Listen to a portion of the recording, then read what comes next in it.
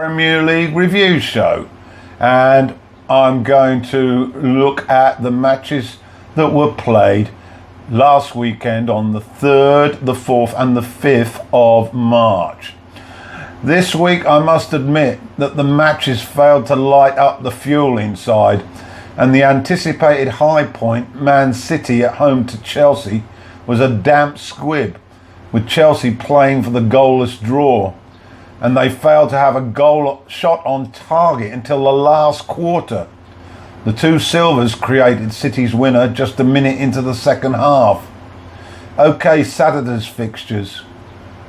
Watford's Deeney repeated his feat of last week, scoring the only goal at home to West Brom, and he took it well, beating the offside trap and deftly chipping it wide of the out-rushing Foster. Although Albion showed more fight, they still looked doomed. Southampton and Stoke bored us all with a goalless draw, with both foul guilty of the biggest bloomer of the week for the Saints. At Anfield, Newcastle defended well early on, but eventually were prized open by a threaded pass from Oxlade-Chamberlain to Salah, who did what he's been doing all season. After the break, Firmino set up Mane for a cool finish, and that was it, 2-0 Liverpool. Burnley at home to Everton. Everton managed to throw away a first half lead converted by Tosun. The Toffees' defence was naive, as first Barnes and then Wood made it 2-1 for Burnley. Allardyce was very unhappy, and to cop it all, Williams got sent off late on. At the Liberty, Swansea continued their Carvajal form and easily walloped West Ham 4-1. Key, another sweet strike from outside the box in the first half, and second half goals from Van der Horn, King and an Ayew penalty made it comfortable. Antonio got a late consolation for the Hammers. Spurs hardly got out of third gear as they overcame Huddersfield 2-0, with the Korean Son getting both. The first anticipating a Dele Alli pass and rounding the keeper, and then after the break he met a great cross from Kane to head wide of the keeper. Leicester left it very late when Mahrez curled the ball round the wall to score in the corner.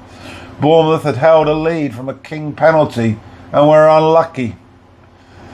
The other Sunday game was a determined and motivated Brighton, who went 2-up in the first quarter, and Arsenal never really recovered, even though Aubameyang got a goal back just before half-time.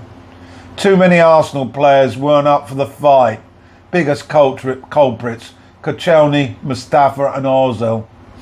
Now the Monday night match. This did supply a lot of excitement that was lacking over the weekend. Crystal Palace took the lead from a sumptuous left foot strike by Townsend that curled into the corner away from De Gea. And then into the second half, Palace added a second, with De Gea being beaten at his near post on 55 minutes. But Mourinho's men responded. Firstly, Smalling rose high to head in.